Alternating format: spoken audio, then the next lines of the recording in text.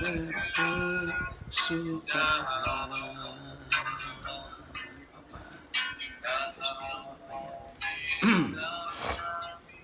Ya rahmatnya selalu baru setiap pagi, baru setiap pagi. Besar setiamu Tuhan, besar setiamu.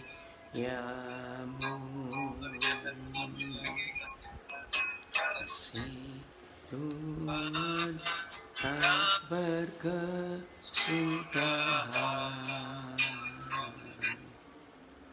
tak habis.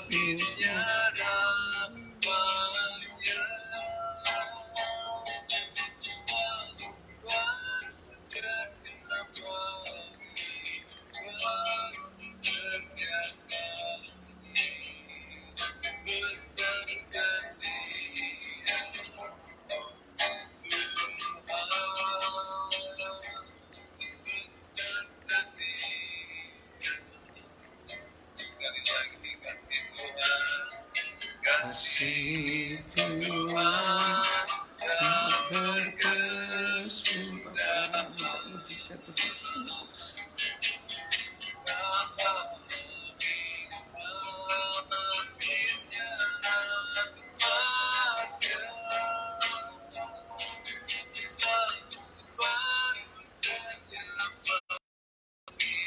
Baru setiap pagi, besar setiamu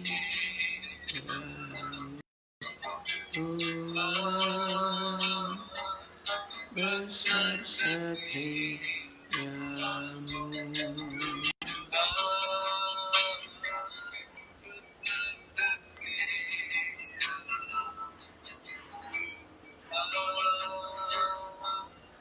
Besar setiamu.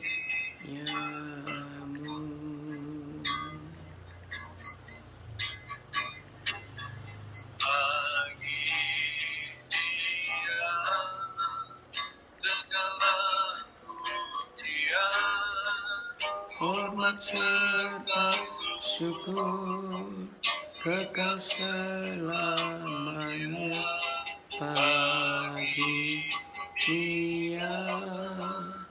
Segala pujian, hormat serta syukur selamanya.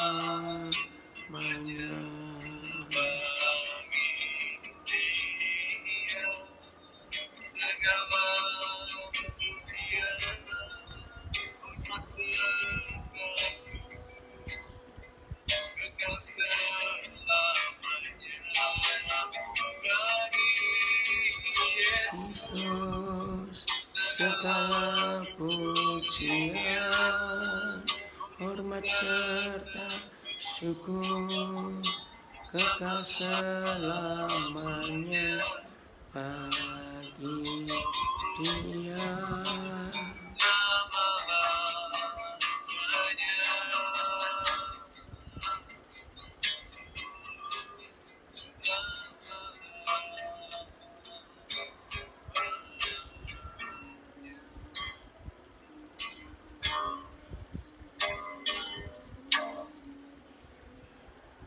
Percaya Tuhan bahwa kasih-Mu selalu baru setiap pagi.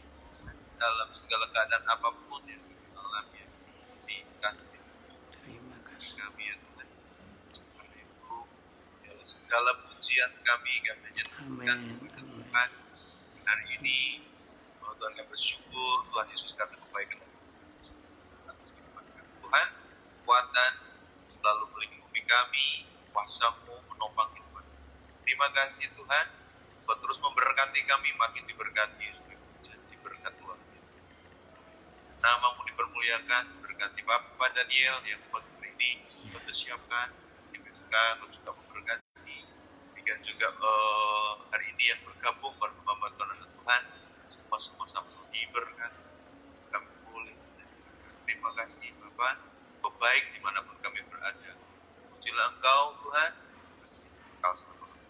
Kami akan memulai tersembah hari ini, dan terang-Mu bersinar dan kegelapan lenyap di dalam nama Tuhan Yesus Kristus kami berdoa. Amin. Amin. Amin.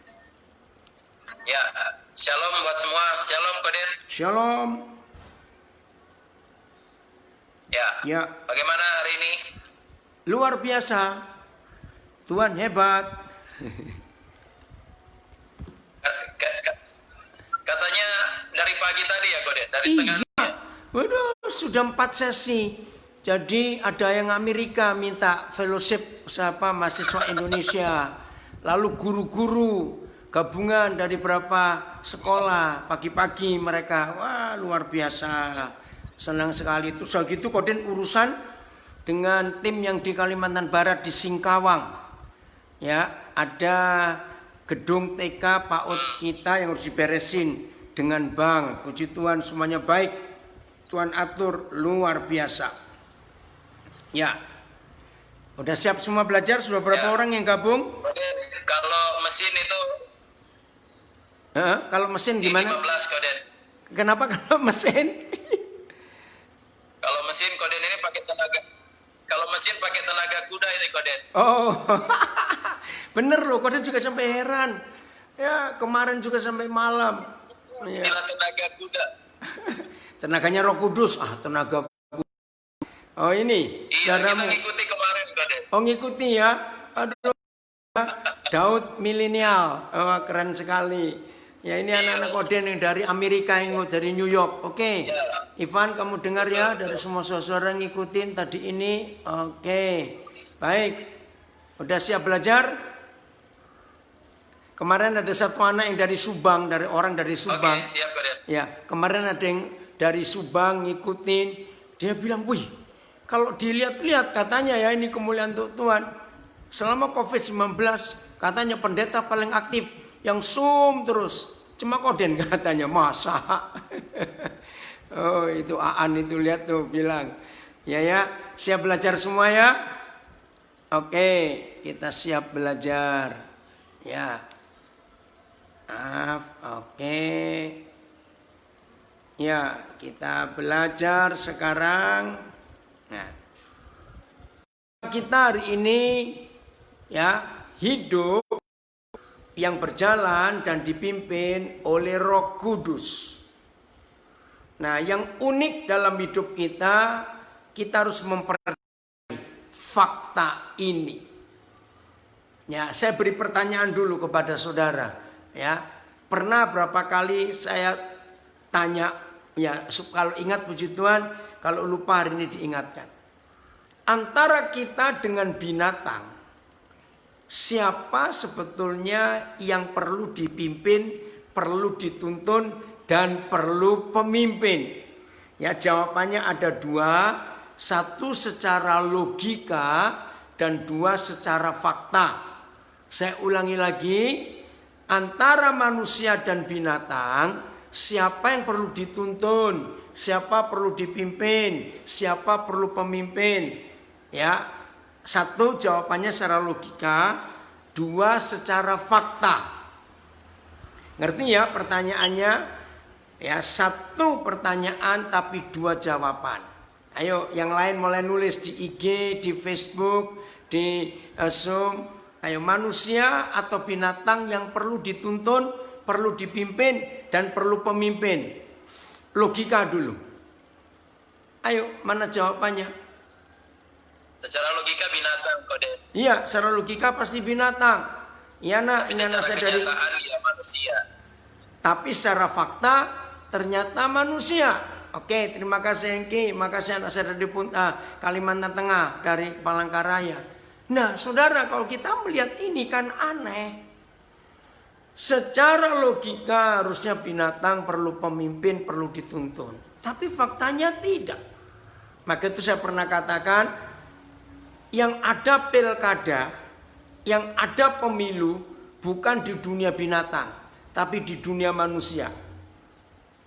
Nah ini loh yang membuat kita seringkali mengalami banyak kesulitan, banyak tantangan dalam hidup ini. Karena kita tidak biarkan yang tahu ke depan, yang tahu di depan terjadi apa, untuk kita beri kesempatan dia memimpin. Nah yang di depan yang paling tahu jelas Tuhan Yesus, jelas Bapa di sorga, itu yang paling tahu. Maka itu hari ini kita belajar.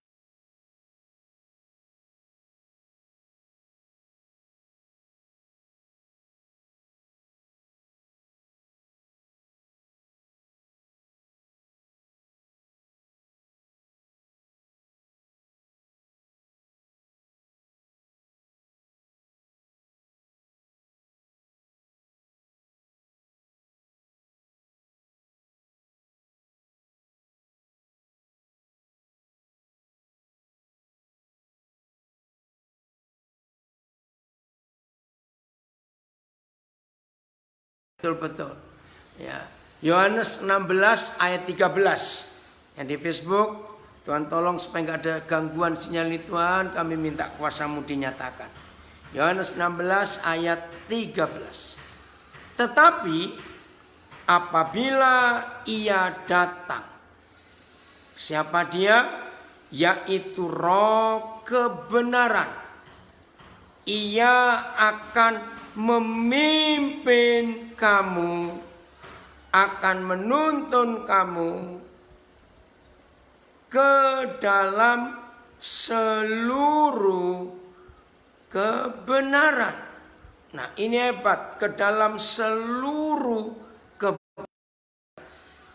Nah inilah satu-satunya tulisan di seluruh dunia ini. Jadi nggak cuma di seluruh Alkitab, di seluruh dunia ini. Siapa pribadi yang sanggup memimpin kita, menuntun kita ke dalam seluruh kebenaran? Ternyata hanya Roh Kudus. Ini yang kita harus ikuti. Nah, hebatnya Roh Kudus, ini yang penting kita tahu. Maaf, saya cuma memberi pertanyaan, hanya sekedar untuk memacu logika kita berpikir. Menurut kita semua, Roh Kudus atau pendeta atau hamba Tuhan yang suka memaksa untuk kita ngikuti pendapatnya atau keinginannya. Ngerti nggak pertanyaannya? Menurut kita semua, Roh Kudus atau pendeta yang suka memaksa ya untuk orang ngikuti kemauannya. Jawabannya, ayo pendeta atau Roh Kudus? Oh puji Tuhan, ada yang jawab sudah, pendeta. Betul. Nah saudara, Roh Kudus itu tidak pernah memaksa. Ini yang kita harus belajar, kita harus kagum. Bersyukur kepada Tuhan. Maka itu Dia selalu menyerahkan kepada kita. Terserah kita mau ikuti pimpinannya atau tidak.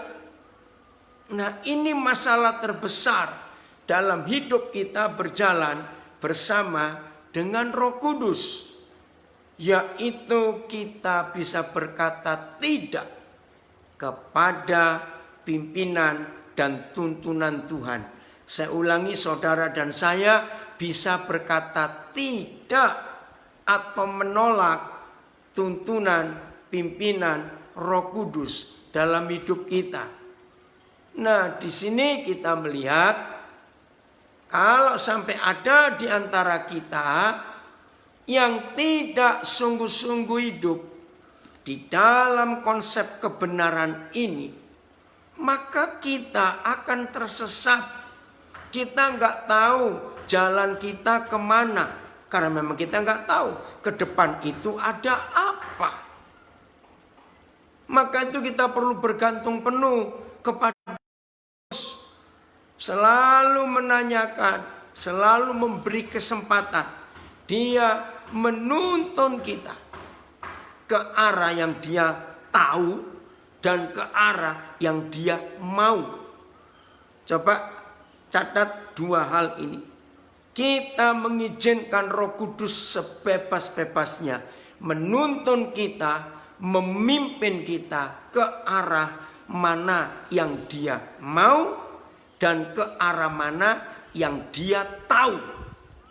Beda, saudara. Yang dia mau, ya perhatikan, yang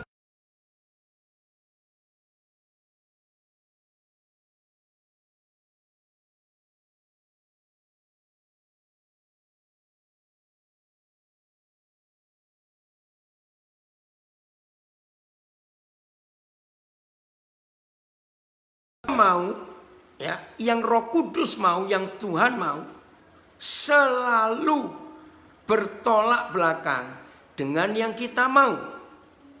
Kalau saudara setuju akan hal ini letak mengapa kita sulit mencapai hal-hal yang Tuhan inginkan. Karena kita nggak mau. Kenapa kita nggak mau? Karena semua yang Tuhan mau selalu bertentangan dengan yang kita mau. Tolong catat, perhatikan. Yang kedua, dia yang paling tahu menuntun kita ke depan, ke arah mana. Karena dia yang paling tahu. Sama dengan yang dia mau, itu pasti kita tidak mau. Ternyata yang dia tahu, itu pasti yang the best, pasti yang terbaik. Mengajarnya kita sudah tidak tahu di depan itu ada apa. Maaf, jangan tersinggung saya katakan ini. Sudah tidak tahu di depan itu mau ada apa, tapi kita sok tahu. Betul tidak, saudara? Nah, ini loh masalahnya. Yang dia mau sulit kita ikuti karena yang dia mau pasti bertentangan dengan yang kita mau. Kita sulit percaya walaupun kita tahu, dia itu tahu di depan itu ada apa. Tapi kita ini sulit untuk menyerah kepada dia yang paling tahu akan hidup kita. Nah, tolong, seandainya ada di antara saudara yang ngikuti lewat Zoom ini, lewat Facebook saya, lewat Instagram, sedang struggle, sedang berjuang, sedang bergumul untuk hidupnya. Aku ini kemana ya? Aku ini bagaimana ya? Nah, coba tenang sebentar, teduh, jangan sibuk yang lain-lain, diam dulu. Nanti Roh Kudus akan menuntun ke arah yang dia mau, dan Roh Kudus akan menuntun saudara dan saya ke arah yang dia tahu. Mungkin minggu yang lalu, ya saya lupa harinya, minggu yang lalu, ada seorang suami yang di PHK karena COVID-19. Stres. Saya sampai kaget. Padahal baru 2 minggu di PHK. Wih, stresnya sudah. Sampai istrinya bilang, tolong dia. Ini bisa gila nanti. Masa? Baru di PHK 2 minggu bisa gila. Aduh, dia stres berat. Dia takut. Nanti kalau uang persediaan habis, uang cadangan habis. Nanti anak-anak bagaimana, semua bagaimana. Hah? Masa segitunya? Padahal yang saya tahu, saudara, keluarga ini cukup mampu. Nah akhirnya saya telepon suaminya. Betul-betul dengar suaranya. Loyo lemes sekali.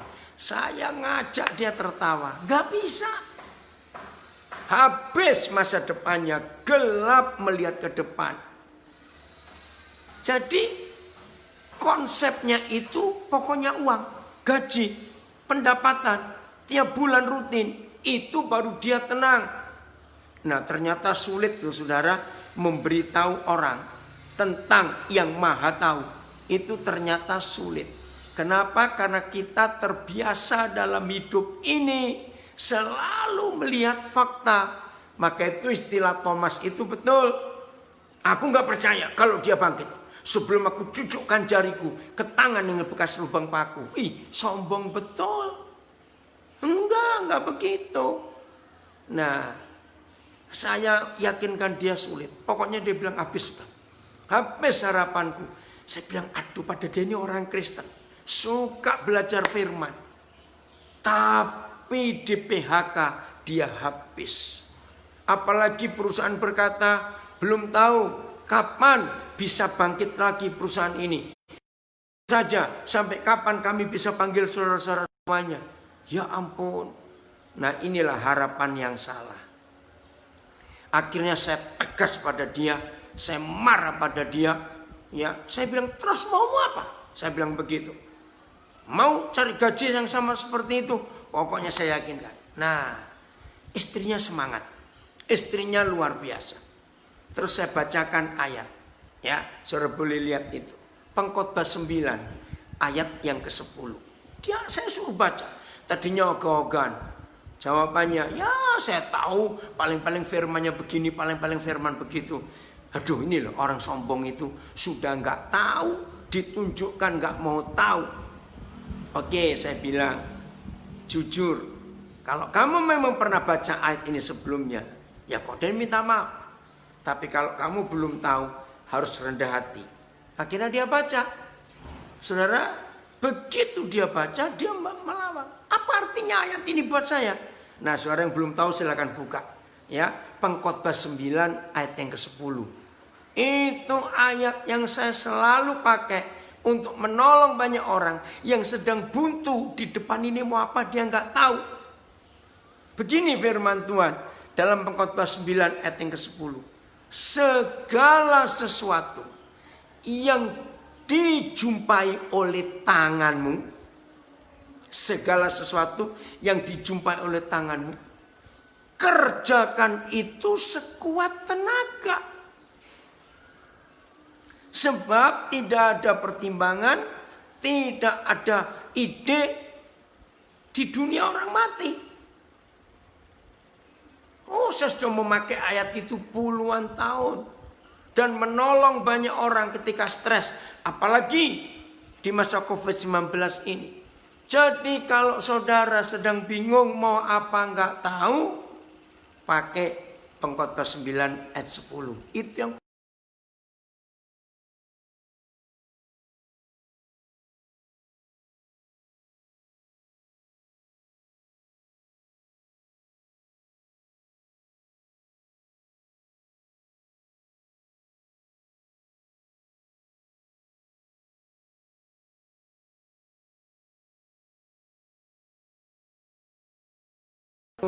ya ayo hari ini ya pakai Pengkhotbah 9 ayat 10. Segala sesuatu yang dijumpai tanganmu hari ini kerjakan itu sekuat tenaga. Nah, saya nggak tahu keluarga ini.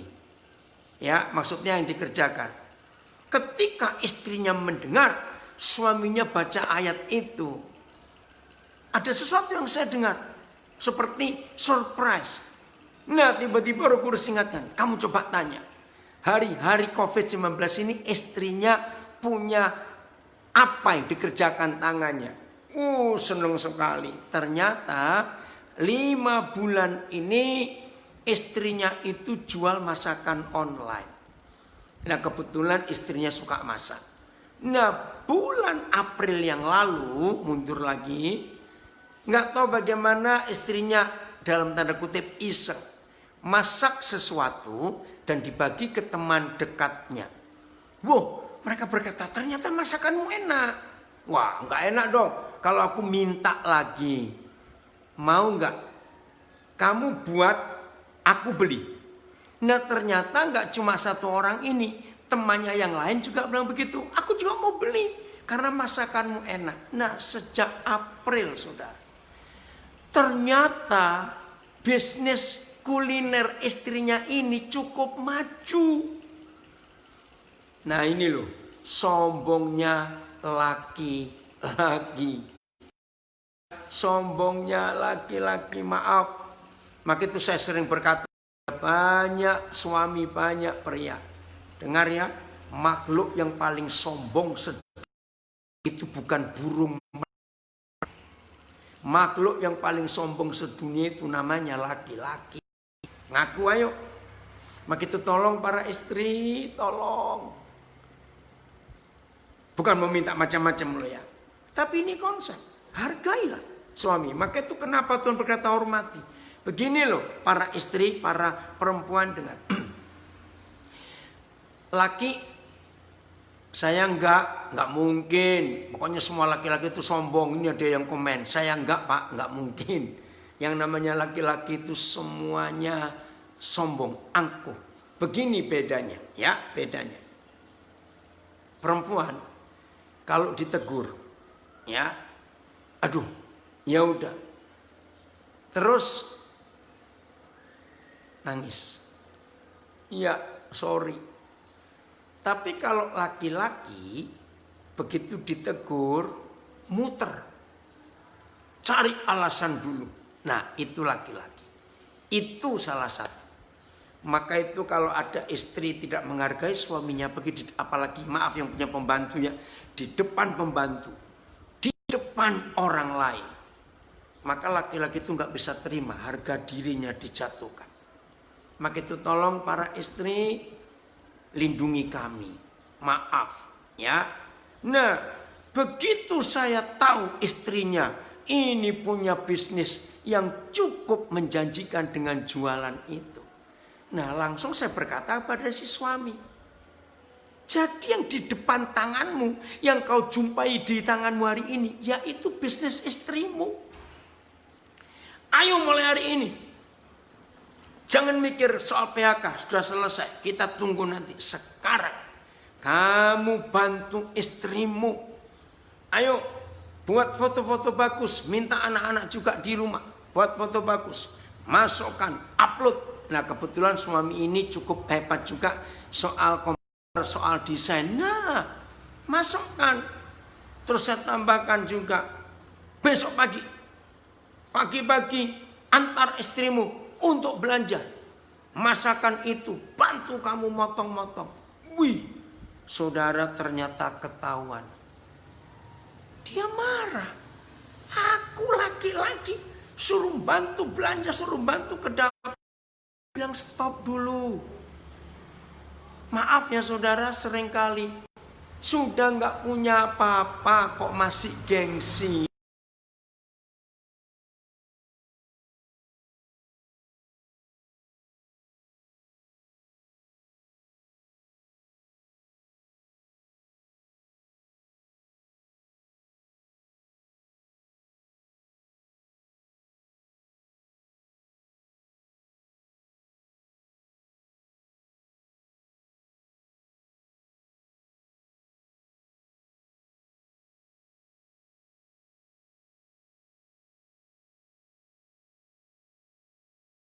Ini saudara, ya jadi saya berkata kepada suaminya, bantu dong istrimu, jangan gengsi. Masa laki-laki ke pasar nggak apa-apa, bantu. Puji Tuhan suami nurut. Nah saya belum ngecek lagi dalam minggu ini, ya. Nah maka itu suami-suami rendahkan hati kita untuk kita nggak gengsi, ya. Jangan merasa kok rendah, apalagi masa suami dihidupi istri, maka itu bukan dihidupi. Kalau suami ikut terlibat dalam yang dikerjakan istri, itu kan bukan dihidupi istri, suami ikut terlibat. Saudara, waktu dengar saya sampaikan itu, istrinya menjerit. Terima kasih. Aduh, dia senang sekali. Nah, terus dalam telepon saya tahu istrinya, suaminya dengan nada senang. Pak, senang sekali kalau kamu bisa bantu seperti ini.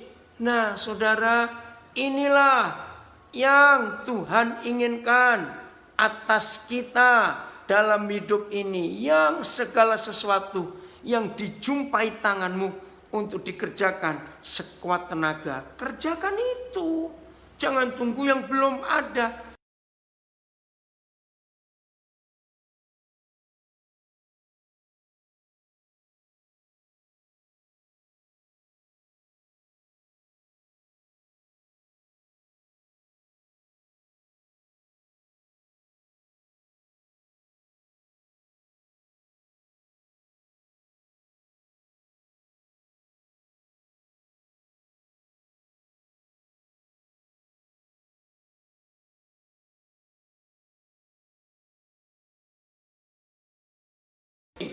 Apa yang Tuhan mau, ikuti ya yang Dia mau. Ikuti yang Dia tahu. Jangan kita sok tahu. Ikuti. Maka hasilnya akan luar biasa. Nah, kalau saudara dan saya hidup seperti ini, dituntun oleh Roh Kudus, hasilnya akan luar biasa. Ya, saya akan tunjukkan hidup satu orang karena dia sertai Tuhan, dia hidup berjalan bersama dengan Tuhan. Kejadian 39. Ini dampaknya kalau kita mau mengikuti yang paling di hidup kita. Kejadian 39 ayat 1 dan 2. Ya, perhatikan. Judulnya Yusuf di rumah Potifar. Adapun Yusuf telah dibawa ke Mesir. Ini bukan tur Israel lewat Mesir, tidak, ya. Yusuf telah dibawa ke Mesir. Lewat kakak-kakaknya, bukan, dia dijual. Dan Potifar, orang Mesir, pegawai istana Firaun, kepala pengawal raja, membeli dia dari tangan orang Israel yang telah membawa dia ke situ. Ayat 2, kata pertama.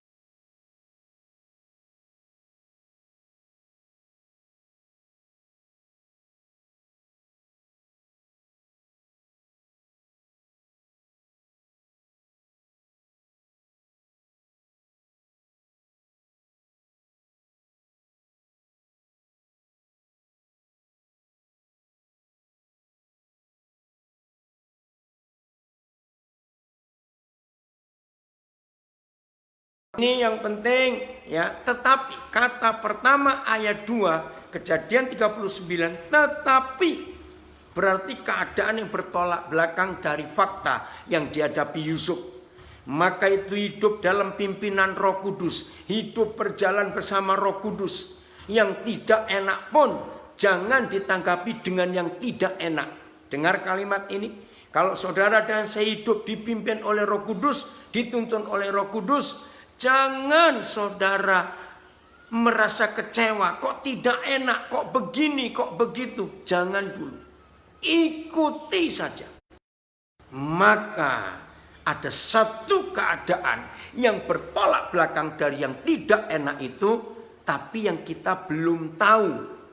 Lihat ayat 2. Tetapi Yahweh menyertai Yusuf. Nah, saya jaminkan pada suami itu yang ogah-ogahan mau kerja sama bersama istrinya. Saudara, ini keadaan sebaliknya. Kalau Roh Kudus yang menuntun, kalau saudara dan saya berjalan bersama Roh Kudus, yang tidak enak pun ada kata tetapi. Enggak enaknya apa Yusuf? Jadi budak, dijual sebagai budak, mana enak, enggak punya kebebasan sama sekali. Budak itu zaman itu ngeri. Enggak boleh berkata tidak. Harus ya. Yang enggak enak pun ya. Tetapi, nah, apa hasilnya? kalau Yahweh Tuhan menyertai hidup saudara, hidup saya, selama kita mau taat pada pimpinannya, tetapi Yahweh menyertai Yusuf sehingga itu akibat, ya, sehingga Yusuf menjadi seorang, catat, garis bawahi, yang selalu berhasil, selalu, berarti nggak putus-putus, yang selalu berhasil dalam pekerjaannya. Karena dia selalu sukses, maka majikan melihat budak yang satu ini beda dengan yang lain. Lalu terjadi perubahan hidup. Maka tinggallah Yusuf di dalam rumah tuannya, orang Mesir itu. Mengapa untuk Yusuf dijelaskan eksplisit, jelas tinggal di rumah bos? Karena budak harus tinggal di barak. Tapi karena ini budak yang beda dengan yang lain. Itu penting. Maka itu kalau saudara dan saya hidup berjalan dipimpin dituntun Roh Kudus, nggak enak situasinya, tetap indah. Karena Yahweh Tuhan menyertai kita dan membalik ada sebuah keadaan yang berbalik bertolak belakang. Ayat 3 ini penting. Setelah dilihat oleh tuannya. Apa yang Potifar lihat? Ini penting saudara. Inilah dampak, inilah hasil orang yang disertai oleh Roh Kudus, dituntun, dipimpin. Yang mau dipimpin, mau diatur kepada yang tahu, menyerah saja. Setelah dilihat oleh tuannya bahwa Yusuf disertai Yahweh, dilihat oleh tuannya. Saya stop sampai di sini. Roh Kudus, sadarkan kami dalam nama Yesus untuk konsep yang luar biasa ini. Apa itu saudara? Maaf ya kalau saya pakai kata ini. Potifar kan orang kafir istilahnya ya, istilahnya. Orang yang tidak kenal Tuhan. Pernah gak saudara menanyakan bagaimana seorang Potifar yang kenal Tuhan, tidak tahu Tuhan kita, tidak percaya, ya pasti bisa melihat. Ini loh saudara, bisa melihat bahwa Yahweh Tuhan ada di hidup Yusuf. Saudara kan aneh. Bagaimana orang yang tidak mengenal Tuhannya Yusuf, bahkan sihirnya kuat. Saudara perhatikan. Ia bisa melihat Bapa di surga menyertai Yusuf. Dalam nama Yesus, percayalah, kalau saudara dan saya mau hidup mengikuti pimpinan dan tuntunannya, maka orang-orang yang gak percaya Tuhan pun bisa melihat penyertaan Bapa di hidup kita semuanya. Ayo kita buktikan ini kepada dunia. Dan gak cuma dilihat oleh Potifar. Sampai hari ini saya belum bisa menemukan konkretnya. Ya, kira-kira lihat apa sih Potifar ini di hidup Yusuf? Ya, secara jelas saya belum tahu. Tapi lihat kalimat kedua. Setelah Potifar tahu Yusuf disertai Papa di surga dan selalu membuat hidupnya berhasil, nggak cuma di situ saja. Terus pas ayat 3, dan bahwa Yahweh membuat berhasil segala sesuatu. Segala sesuatu yang dikerjakannya. Ini nggak main-main, ya. Maka Yusuf mendapat kasih tuannya, hebat sekali. Dan ia boleh melayani Potifar, jadi melayani bos. Padahal budak nggak boleh, bahaya. Terus kepada Yusuf diberikannya kuasa atas rumahnya dan segala miliknya diserahkannya kepada kekuasaan Yusuf. Cukup di situ? Tidak. Maka itu kepada karyawan-karyawan, walaupun gaji saudara rendah, tapi kalau hidup saudara mau dipimpin dan dituntun, diatur oleh Roh Kudus, saudara, ini terjadi. Apa terjadinya? Orang yang gak percaya Tuhan pun melihat Tuhan hebat di hidup kita semuanya. Ya, lagi sekali orang itu bisa melihat Tuhan menyertai. Lalu gak cuma itu, orang itu pun akan memberikan kekuasaan lebih tinggi lagi. Ya, gak main-main ini.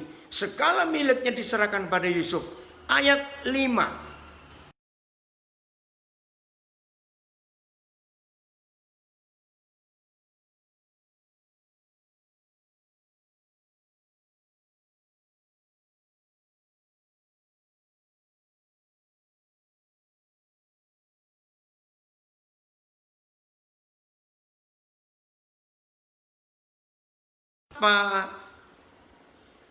Yahweh, ya, ayat 5 ya, Kejadian 39 ini dahsyat.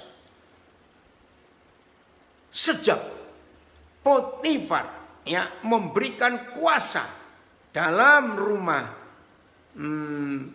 rumahnya dan atas segala miliknya kepada Yusuf, apa dampaknya, apa akibatnya? Yahweh memberkati rumah orang Mesir itu. Nah, dua kata ini penting, tolong catat. Inilah dampak kalau hidup saudara, hidup saya dipimpin, dituntun oleh Roh Kudus. Rumah Potifar dan seluruh keluarganya diberkati oleh Bapa di surga karena Yusuf.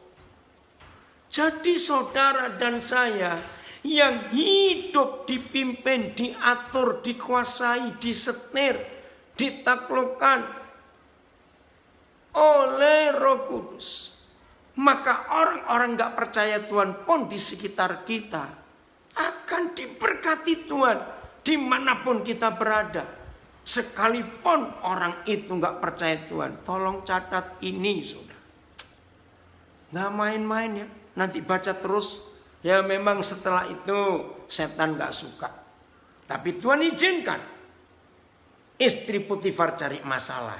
Jangan salahkan setan, jangan salahkan Tuhan. Karena dari penjara itu Yusuf langsung tinggal selangkah. Ya, saya ulangi, jangan salahkan Tuhan, jangan salahkan istri Potifar. Jangan, Tuhan izinkan bahwa lewat penjara itu Yusuf satu langkah saja ke takhta Firaun. Ternyata gak cuma Potifar ya yang melihat penyertaan Yahweh Tuhan dalam hidup Yusuf. Masih pasal 39. Akhirnya Yusuf masuk penjara. Lagi sekali inilah bukti orang yang hidup diatur, dipimpin, dikuasai oleh Roh Kudus. Ayat 20 pasal 39 kitab Kejadian. Lalu Yusuf ditangkap oleh tuannya dan dimasukkan ke dalam penjara, enggak penjara biasa, tempat tahanan raja, dikurung. Kalau istilah Indonesia sekarang, penjara politik, penjara kelas berat. Bukan sekedar kriminal biasa. Habis sudah masa depan Yusuf. Ya, Mas ayat 20. Demikianlah Yusuf dipenjarakan di sana. Habis. Secara manusia. Tapi lihat ayat 21. Aduh, ini luar biasa. Ya, lihat ayat 21. Tetapi. Lagi sekali. Tetapi. Yahweh menyertai Yusuf dan melimpahkan kasih setia Yahweh kepada Yusuf. Terus terjadi apa? Unik saudara. Sehingga dan membuat, terima kasih Tuhan, terima kasih, Maka itu kalau saudara dan saya ngalami hidup yang setidak enak apapun, hidup yang sepahit apapun, ya. Tapi kalau saudara hidup dipimpin disertai Roh Kudus, lihat ayat 21 ini, dan membuat Yusuf. Siapa yang buat? Bapa di surga yang menyertai Yusuf, yang mau ikuti, yang mau taat kepada pimpinan dan tuntunan Roh Kudus. Ingat tadi saya katakan, dia mau. Nah, yang dia mau 100% kita nggak pernah mau. Karena seluruh kemauan Tuhan itu pasti bertolak belakang dengan kemauan kita. Tapi Yusuf ikut. Ya, maaf.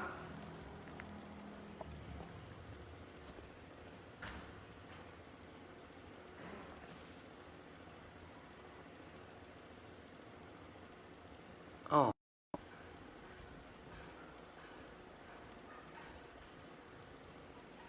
Sebentar. Wah, kenapa ini?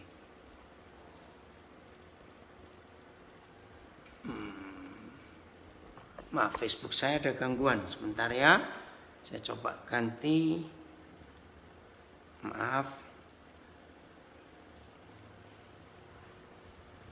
Maaf saudara. Oh, harus refresh lagi. Aduh.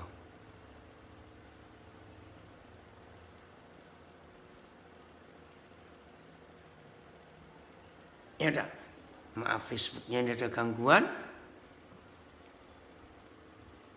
Oke. Ya udah, saya nggak pakai Facebook.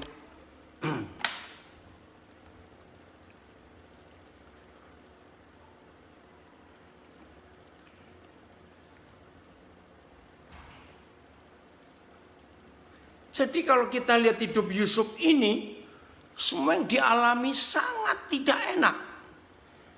Tetapi dia ikut yang Tuhan mau. Dia ikut tuntunan Tuhan. Maka itu Tuhan pakai Yusuf jadi berkat yang luar biasa. Nah, ini yang menarik. Kalau tadi kita sudah belajar tentang Potifar. Orang yang gak percaya Tuhan bisa lihat bahwa Tuhan menyertai Yusuf. Sampai Potifar melihat dan banyak hal yang terjadi. Ternyata kepala penjara juga begitu. Ya, saya baca lagi 21. Tetapi Yahweh menyertai Yusuf dan melimpahkan kasih setianya kepadanya dan membuat Yusuf kesayangan bagi kepala penjara itu. Sebab itu kepala penjara mempercayakan semua tahanan dalam penjara itu kepada Yusuf. Dan sekali sambung. Oh. Maaf ya.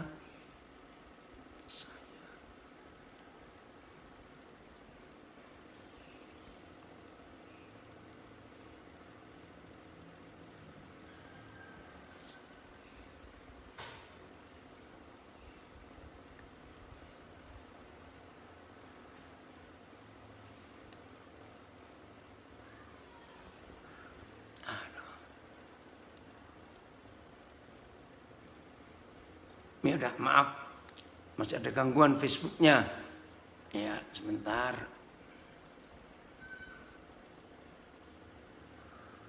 Apa yang dialami Yusuf di rumah Potifar, tapi dialami juga oleh kepala penjara.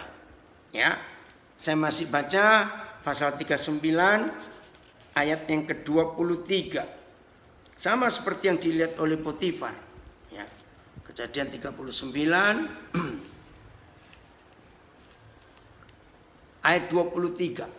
Dan kepala penjara tidak mencampuri segala yang dipercayakan kepada karena Yahweh menyertai dia dan apa yang ini di penjara loh saudara. Dibuat Yahweh berhasil. Keren gak kalau kita